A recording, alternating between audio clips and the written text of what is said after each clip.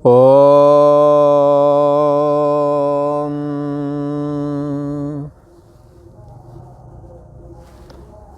श्री योग वासिष्ठ के स्थिति प्रकरण में श्री राम जी बोले कि परमेष्ठी ब्रह्मा जी ने जीवों को देख के जीवों को देखा, संसार में दिव्य दृष्टि से देखा होगा। तो ब्रह्मा जी को दया उपजी। क्यों दया उपजी? जीवों को दुखी हुआ देख करके कि वो राग द्वेष से दूषित चित्त है इन्हों का, और आध्यात्मिक अधिदैव आदि भौतिक अनेकों प्रकार के दुख हैं, और अज्ञानता सबके अंदर विद्यमान है। इस करके उनको जीवों का दुख देखा नहीं गया, दया आ गई। तो राम जी कहते हैं इस प्रकार जीवों को देख के ब्रह्मा जी के अंदर दया उपजी, तो उन्होंने अध्यात्म ज्ञान से संपन्न, कौन? उपनिषद। कौन है अध्यात्म ज्ञान? कहाँ पे मिलेगा आपको? उपनिषद में। उपनिषद तो 200 से ऊपर भी हैं, फिर उसमें 125 मुख हैं। 125 में फिर जाकर के 11 उपनिषद, 11 उपनिषद मुख्य तौर पे लेते हैं। और जो और भी हैं उनमें भी ज्ञान है, ऐसा नहीं है, पर इनमें ज्ञान की प्रधानता ज़्यादा है। इसलिए इनको कहते हैं जैसे केन, कठ, मुंडक, मांडूक, ऐतरे, तैतरे, श्वेता श्वेतर और छंदोक और बृहदारण्यक, ये उपनिषदों के नाम हैं, जिन पे आदि शंकराचार्य जी ने अपना भाष्य लिखा है, जिसमें अद्वैत तत्व आत्मा का पहले से ही प्रतिपादन था, उसको सरल ढंग से समझाया है, टीका किया है, व्याख्या किया है। राम जी कहते हैं कि परमेष्ठी ब्रह्मा जी ने जीवों को दुखी देख करके उपनिषद बनाए, उपनिषद प्रकट किए।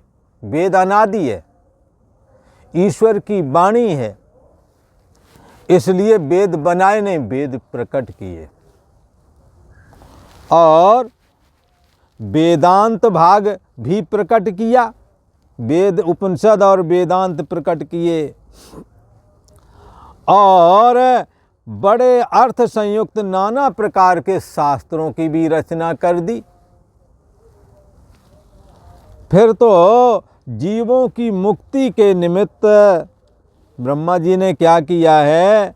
पुराण रचे, ताकि और गहराई से ये अध्यात्म ज्ञान को समझा जा सके, लौकिक भाषा में समझा जा सके, इसलिए पुराण रचे। और परम पद जो आपदा से रहित है, परम पद क्या है? मुक्ति स्वरूप तो तुम्हारा आत्मा ही है। यही परम पद है, विष्णु परम पदम, यही विष्णु का परम पद है, जहाँ भगवान विष्णु अपनी मैं को स्थापित करते हैं। देह में अपनी मैं को थोड़े समय के लिए स्थापित करते हैं। जैसे अवतार पीरियड भगवान विष्णु का राम और कृष्ण, ऐसे तो अवतार उनके 24 हैं, 24 में 10 मुख्य हैं, और 10 में राम और कृष्ण, ये 2 मुख्य हैं। तो क्या है, ये भगवान विष्णु अवतार पीरियड में भी देह में मैं बुद्धि अवतार पीरियड के समय तक ही रखते हैं, बाकी हमेशा मैं बुद्धि उनकी रहती कहाँ? अपनी आत्मा में। ये इनकी आत्मा क्या है? सर्वाधिष्ठान है, सभी का आधार और अधिष्ठान है। हमारे अंदर जो चैतन्य सत्ता है उसी को आत्मा बोलते हैं। हमारी बुद्धि का साक्षी जो है उसको आत्मा बोलते हैं। ये बुद्धि का जो साक्षी है ये भगवान विष्णु ही हैं, क्योंकि भगवान विष्णु का निज स्वरूप आत्मा ही है। आत्मा ही वेदम सर्वम, इसलिए सब कुछ आत्मा ही है, ऐसा समझना चाहिए। तो यहाँ कह रहे हैं, राम जी कह रहे हैं, परम पद जो आपदा से रहता है। किसी ने कहा कैसी आपदा? बोले चित्त या तो राग में, राग और द्वेष के द्वारा सुखी दुखी होता है। द्वंद्वों से अतीत होना चाहिए। मान अपमान, सुख दुख, लाभ हानि आदि द्वंद्व हैं। ये द्वंद्व आत्मा में नहीं है। ये द्वंद्व जितने भी हैं ये मन के तल पर ही होते हैं, ऐसा समझना चाहिए। और इसी प्रकार से ये जन्म और मरण, अस्थि वृद्धि, विपरिणाम, अपक्षय आदि ये जो खड विकार हैं, ये शरीर के हैं, ऐसा समझना चाहिए। और सुखी और दुखी होना अनुकूल प्रतिकूल परिस्थितियों में ये मन का काम है। भूख और प्यास का लगना ये प्राणों का धर्म है। प्राणों को ही भूख और प्यास लगती है। पानी होना चाहिए। हाँ, गर्मियों में जब गला सूख जाता है तो लगता है पानी मिल जाए, नहीं तो प्राण निकलते हैं लगता। पहले गर्मियों में लोग बड़े बड़े जो रास्ते हैं वो तय किया करते थे पैदल ही कई बार, और नहीं तो गाड़ियां नहीं थी पहले, और थी तो बैलगाड़ी, तो उन्हें बैलों को भी प्यास लगती थी और हाँकने वालों को भी। तो कुआं से जब पानी पीते तो कई बार 1-1 लीटर पानी पी जाते थे तुरंत। अब तो 1-1 गिलास करके लोग पीते हैं। लोटा होता था 1 किलो का। प्यास इतनी तेज़ लगा करती दबा के पी जाते थे। अब वो कई बार अब तो प्यास भी नहीं लगती उतनी।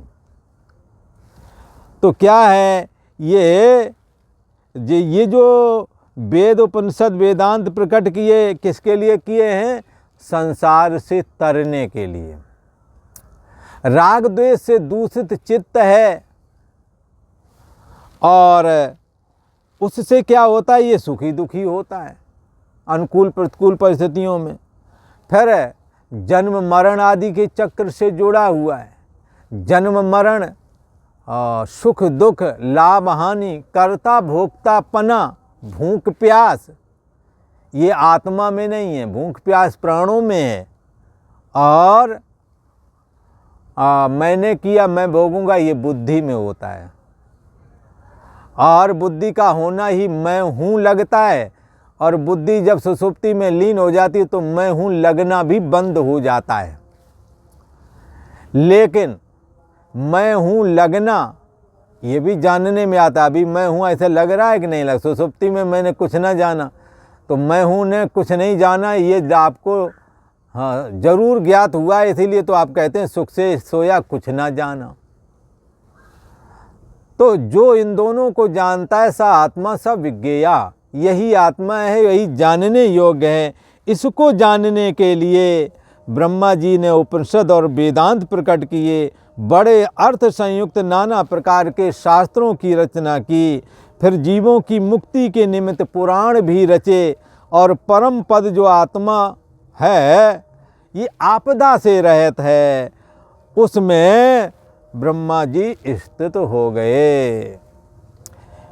जैसे मद्राचल पर्वत के निकलने से क्षीर समुद्र शांत हुआ था, तैसे ही शांत रूप होकर के ब्रह्मा जी स्थित हुए। हाँ, समस्त कामनाओं और मन का त्याग करके ब्रह्मा जी आत्मस्थ हो गए। तो फिर वो कैसे दिखने लगे?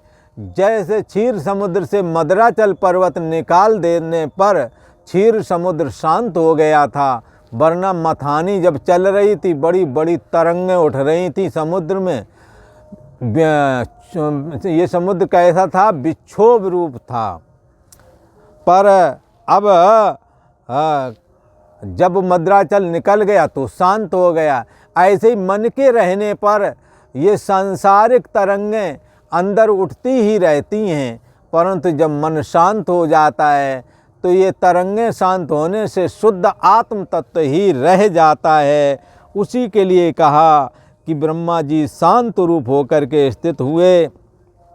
फिर उसी प्रकार जगत, फिर उसी प्रकार शांत रूप स्थित हुए मतलब सो गए, जैसे हम और आप सोते हैं, सो गए। और उसी प्रकार फिर जब जागे और जाग के जगत को देख करके फिर जगत को मर्यादा में लगाया। जैसे सुबह जब पिता और माता जागते हैं तो बच्चों को मर्यादा में लगाते हैं। बोले क्या मर्यादा? बोले उठ जाओ बच्चा, अब मंजन कर लो, चाय पी लो, पानी पी लो, ऐसा बच्चों को सुबह बोलते हैं उनके माँ बाप। तो उन्हें अपनी मर्यादा में कौन स्थापन कर रहा है? उनके माता पिता। ये जगत किसका है? ये जगत ब्रह्मा जी का बना हुआ। तो जगत पिता कौन है? ब्रह्मा जी। तो ब्रह्मा जी जब जागे और जाग करके जगत को देखा और उसे मर्यादा में लगाया कि भाई जिसका जो काम है अपने काम में लग जाओ। कहा तो ब्रह्मा जी एक एक आदमी को बताने आए होंगे, कोई कहेगा। बोले नहीं, स्वर्ग में एक तीनों लोगों का अधिपति इंद्र की नियुक्ति कर दी और एक मृत्युलोक में एक मनु की नियुक्ति कर दी। वो सारी मर्यादा का स्थापन करता है और कानून कायदे, जैसे मनु स्मृति है मनु के द्वारा बनाई हुई है, इस तरह से चलना है, उसमें बताया गया है। और तीनों लोकों का नियामक जो इंद्र है, ये विष्णु तेज इसमें स्थित होता है। ये जो इंद्र आदि बनाए गए, इनके द्वारा ये ब्रह्मा जी की ही आज्ञा का पालन करते हैं। मनु हो, चाहे वो इंद्र हों और चाहे वो सप्तऋषि भी क्यों न हों, सभी ब्रह्मा जी की आज्ञा का पालन करते हैं। आज्ञा पालन करके अपने अपने कर्तव्य कर्मों में लग जाते हैं। यही मर्यादा में लगाने वाली बात कही गई है। तो यहाँ कहते हैं कि जाग करके उन्होंने जगत को देखा ब्रह्मा जी ने, फिर उसको मर्यादा में लगाया। कमल पीठ में स्थित हो करके, जो ब्रह्म कमल है ना, उस ब्रह्म कमल में उन्होंने अपना आसन स्थापित किया और फिर आत्मा के ध्यान के परायण हो गए। आत्मा का ध्यान करने लगे। कस्तुम को हम कुता आया था, हमारे में कौन सी ऐसी चीज़ है जो सबको जानती है, जिसको कोई नहीं जानता। मति न लखे जिसको बुद्धि नहीं जानती, मति न लखे जेहि मति लखे जिसको बुद्धि भी नहीं जानती, परंतु बुद्धि को भी जो जानता है। ऐसा जो चैतन्य सत्ता आत्मा है, उसके ही ध्यान के परायण हो गए और वो चैतन्य सत्ता आत्मा मैं हूँ, ऐसा करके ध्यान करने लगे। इसी प्रकार जो कुछ अपने शरीर की मर्यादा ब्रह्मा जी ने की है, जिस वक्त जो कुछ शरीर की मर्यादा, शरीर का मर्यादा ही क्या है हमारी आपकी? भाई सुबह शौच क्रिया करें और नहाएं धोएं मंजन करें और फिर भगवान का स्मरण करें सुबह सुबह बैठ करके, जितना हो सके उतना, है ना। तो ये क्या है? अपने को मर्यादा में लगाना। कुछ आसन प्राणायाम करें, नहीं कर सकते हो, एक्सरसाइज करें, घर के काम करें। ये क्या है? अपने को मर्यादा में लगाना। जब कोई गलत रास्ते में जाते हैं तो लोग कहते हैं इसने मर्यादा ही तोड़ दी, पर जब कर्तव्य पालन में लगे होते हैं तो कहते हैं इसने अपने को मर्यादा में रखा, अपने सब काम किए। तो मर्यादा में अपने को भी लगाया ब्रह्मा जी ने। और उसी प्रकार नीत के संस्कार पर्यंत क्रीड़ा उन्होंने क्रीड़ा की। जैसे ये मनुष्य जन्मता है और बाल्यावस्था को देखता है तो खेल कूद में लगाए रखता है, अपने को लगाए रखता का लग ही जाता है। जवानी में स्त्री पुरुष की ओर रुचि बढ़ जाती है, लिहाजा उसी में खोए रहते हैं और कब समय गुजर गया जवानी का पता ही नहीं लगता। यहाँ कहते हैं ब्रह्मा जी ने क्या किया? अपने शरीर की मर्यादा ब्रह्मा जी ने की, नहाना धोना और जो कुछ हो सकता है साफ सफाई, ये सब किया, गायत्री का ध्यान, ये सब किया। और उसी प्रकार नीति के संस्कार पर्यंत, नीति ये है कि जब तक ब्रह्मा जी रहते हैं, ब्रह्मा जी का संकल्प रूप जगत बना रहता है। जैसे जब तक तुम स्वप्ना में जब तक तुम स्वप्ना देख रहे हो तब तक स्वप्ने का जगत रहता है। जब आप स्वप्ने से आप सो गए तो सपना दिखता है, जब सोने से जाग जाओगे तो स्वप्ने का जगत भी टूट जाता है। ऐसी ब्रह्मा जी का मनोराज्य ये जगत है।